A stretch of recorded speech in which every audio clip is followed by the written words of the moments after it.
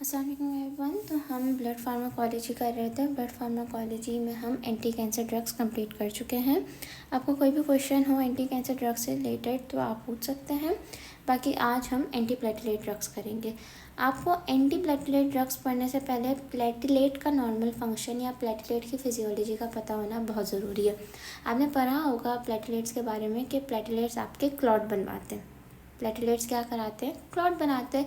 तो कभी कोई ऐसी आपको डिजीज़ हो रही है जिसमें एक्सेसिव क्लॉटिंग हो रही है तो उन डिजीज़ में हम एंटी प्लेटलेट ड्रग्स देते हैं ताकि आपके क्लॉट्स ना बने। आपको ये चीज़ दिमाग में अपने रखनी है कि जो एंटी प्लेटलेट ड्रग्स हैं वो आर्टरीज़ पे ज़्यादा काम करते हैं एज़ कम्पेयर टू वेन्स। ठीक है, तो आपको ये चीज़ पता होनी चाहिए। इसके बारे में नॉर्मल सी थोड़ी सी बातचीत थी। यहाँ पे आपको थोड़ी फिजियोलॉजी के बारे में बताया गया है कि प्लेटलेट्स किस तरह से काम करते हैं और क्या रीज़न है प्लेटलेट के काम करने का। बेसिकली आपको पता होगा कि जब भी आपको कोई इंजरी होती है, एंडोथेलियल इंजरी होती है, तो सबसे पहले आपकी बॉडी का रिस्पॉन्स होता है कि वेजो कंस्ट्रिक्शन कर दी जाए। क्यों करते हैं वेजो कंस्ट्रिक्शन? ताकि वेजल आपकी सिकुड़ जाए, बंद हो जाए और ब्लीडिंग भी कम हो। ठीक है, तो इस वजह से आपकी वेजो कंस्ट्रिक्शन होती है। अभी हम प्लेटलेट का फंक्शन पढ़ रहे हैं तो अभी हम दूसरी वाली बात पर आ जाते हैं। जब भी आपको इंजरी होती है ना, जब भी आपको एंडोथेलियम पे इंजरी होती है तो आपका एंडोथेलियम सेल ब्रेक हो जाएगा। जब आपका एंडोथेलियम ब्रेक होगा ना तो अंदर से वॉन विलिब्रेंट फैक्टर रिलीज़ होगा। क्या रिलीज़ होगा? वॉन विलिब्रेंट फैक्टर रिलीज़ होगा। ये वॉन विलिब्रेंट फैक्टर क्या करता है? ये बेसिकली आपके प्लेटलेट को बुलाता है कि आओ मेरे साथ जुड़ो। यानी वॉन विलिब्रेंट फैक्टर रिस्पॉन्सिबल है प्लेटलेट एडिशन के लिए। अब बेसिकली प्लेटलेट का एक कौन सा रिसेप्टर है जो वॉन विलिब्रेंट फैक्टर के पास जाके अट्रैक्ट होता है? तो वो बेसिकली GP1B एक रिसेप्टर होता है प्लेटलेट के ऊपर जो उस वॉन विलिब्रेंट फैक्टर के साथ जाके अटैच हो जाएगा। और जैसे ही GP1B which is a receptor of platelet, जब ये आपका वॉन विलिब्रेंट फैक्टर के साथ जाके अटैच होगा तो फ़ौरन ही प्लेटलेट एक्टिव हो जाएगा। और जैसे ही प्लेटलेट एक्टिव हो जाएगा तो प्लेटलेट कुछ चीज़ें सीक्रेट करेगा, जैसे ADP, थ्रोम्बोक्सिन A2।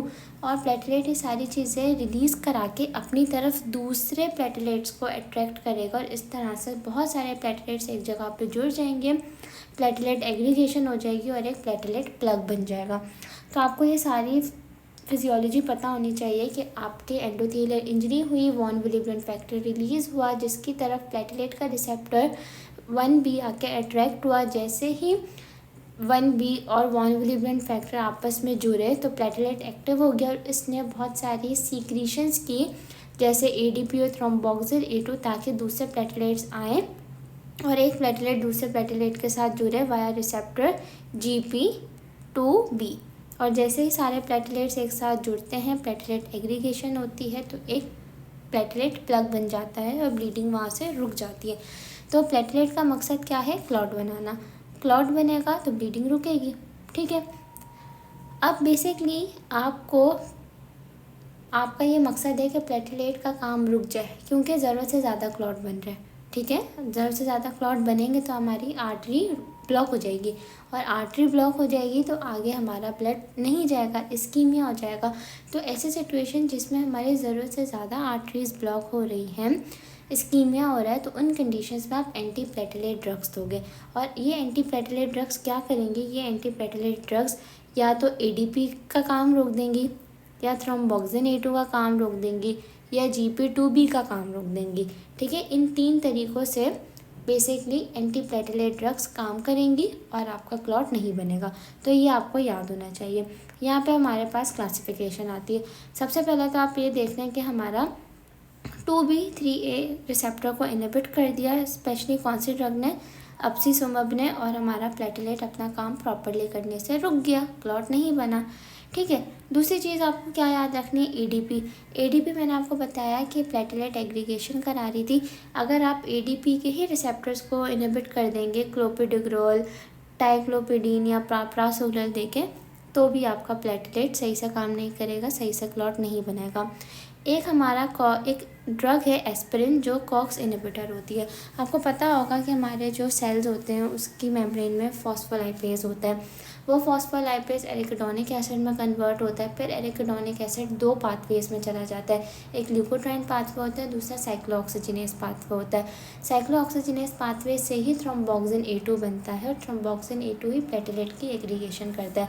अगर हम एस्पिरिन दे दें और कॉक्स को इनहिबिट कर देंगे तो थ्रोम्बोक्सिन A2 भी नहीं बनेगा। थ्रोम्बोक्सिन A2 नहीं बनेगा तो प्लेटलेट की एग्रीगेशन नहीं होगी। प्लेटलेट की एग्रीगेशन नहीं होगी तो प्लेटलेट प्लग नहीं बनेगा। प्लेटलेट प्लग नहीं बनेगा तो क्लॉट नहीं बनेगा। तो ये चीज़ आपको याद होनी चाहिए। तो 3 ग्रुप्स हमारे कंप्लीट हो गए। अब हमारे पास आते हैं फॉस्फोडाइएस्ट्रेस इनहिबिटर। देखिए, आपको ये चीज़ पता होनी चाहिए कि साइक्लिक AMP और प्लेटलेट्स, इनका इन्वर्स रिलेशनशिप है। ठीक है, इनका एक इन्वर्स रिलेशनशिप है। अगर साइक्लिक AMP ज़्यादा होगी तो प्लेटलेट सही काम नहीं कर सकेगा। ठीक है, तो नॉर्मली सेल्स के अंदर फॉस्फोडाइएस्ट्रेस एंजाइम होता है जो इस साइक्लिक AMP को तोड़ देता है ताकि प्लेटलेट की एक्टिविटी बढ़ सके। तो हम ऐसी ड्रग्स भी देते हैं जो बेसिकली इस फॉस्फोडाइएस्ट्रेस एंजाइम को इनहिबिट कर देती है ताकि हमारी साइक्लिक AMP की अमाउंट बढ़ जाए। ऑब्वियसली अगर फॉस्फोडाइएस्ट्रेस एंजाइम काम नहीं करेगा तो साइक्लिक AMP बढ़ जाएगी और जैसे साइक्लिक AMP बढ़ जाएगी प्लेटलेट का काम रुक जाएगा। तो इस ग्रुप में हमारे पास ड्रग आती है डायपाइरिडामोल। ठीक है, तो ये हमारे पास 4 मेन ग्रुप्स हैं एंटी प्लेटलेट ड्रग्स के जो आपको याद होने चाहिए। ऑस्पी में पूछा जा सकता है क्या आप एंटी प्लेटलेट ड्रग्स की क्लासिफिकेशन लिखें। यहाँ पे भी वही चीज़ें वापस रिपीट हो रही है कि हमारे पास एरिकिडोनिक एसिड पाथवे इनहिबिटर है विच इज़ एस्पिरिन, क्योंकि हमारे कॉक्स को इनहिबिट कर देगी। कॉक्स इनहिबिट हो जाएगा तो आगे जाके थ्रोम्बोक्सिन A2 नहीं बनेगा। थ्रोम्बोक्सिन A2 नहीं बनेगा तो प्लेटलेट की एग्रीगेशन नहीं होगी। फॉस्फोडाइएस्ट्रेस इनहिबिटर, क्योंकि फॉस्फोडाइएस्ट्रेस हमारे साइक्लिक AMP को कम करती है। अगर हम फॉस्फोडाइएस्ट्रेस को ही इनहिबिट कर देंगे तो साइक्लिक AMP कम नहीं होगी बल्कि बढ़ेगी और जैसे ही साइक्लिक AMP बढ़ेगी प्लेटलेट की एक्टिविटी कम हो जाएगी। ADP भी प्लेटलेट एग्रीगेशन करा रही है। अगर आप ADP के ही रिसेप्टर्स को इनहिबिट कर दोगे तो भी प्लेटलेट की एग्रीगेशन नहीं होगी। इसी तरह अगर आप ग्लाइकोप्रोटीन यानी GP2B या 3A को इनहिबिट कर देंगे तो भी एग्रीगेशन नहीं होगी। साथ में इनकी ड्रग्स के नाम याद करना भी ज़रूरी है, आपसे ऑस्पी में पूछा जा सकता है। यहाँ पे अगेन एक समरी आ रही है, वही चीज़ें बार बार रिपीट हो रही हैं कि एक हमारे पास ग्रुप है जो COX-1 को इनहिबिट कर रहा है जिसके नतीजे में थ्रोम्बोक्सिन A2 नहीं बन पा रही और इस ग्रुप में हमारे पास एस्पिरिन आ रहा है। एक ऐसा ग्रुप है जो हमारे ADP के रिसेप्टर्स को इनहिबिट कर रहा है जिससे प्लेटलेट की एग्रीगेशन रुक रही है और इस ग्रुप में हमारे पास क्लोपिडोग्रेल और टाइक्लोपिडीन है। एक ऐसा ग्रुप है जो GP2B 3A रिसेप्टर को इनहिबिट कर रहा है जिसके नतीजे में अगेन प्लेटलेट एग्रीगेशन रुक रही है और ये भी हमारे इस ग्रुप में हमारे पास अब्सिसुमब मेन ड्रग आती है। एक और ऐसा ग्रुप है जो हमारा फॉस्फोडाइएस्ट्रेस एंजाइम को इनहिबिट कर रहा है, क्योंकि जैसे ही फॉस्फोडाइएस्ट्रेस एंजाइम इनहिबिट हो जाएगा साइक्लिक AMP बढ़ जाएगी और जैसे ही साइक्लिक AMP बढ़ेगी प्लेटलेट की एक्टिविटी कम हो जाएगी और इस ग्रुप में हमारे पास डायपेरिडामोल आता है। साथ में इनके रूट्स लिखे हुए हैं, सारी ही हमारी ओरली दी जाती हैं। सिर्फ एक हमारे पास 2B3A रिसेप्टर एंटागनिस्ट है जो हम IV दे रहे होते हैं। आई होप आपको यहाँ पे प्लेटलेट एंटी प्लेटलेट ड्रग्स का इंट्रोडक्शन समझ आया हो। अगर आपको कुछ भी समझ नहीं आया है तो आप पूछ सकते हैं। नेक्स्ट में हम हर ड्रग को यानी हर ग्रुप ऑफ ड्रग्स को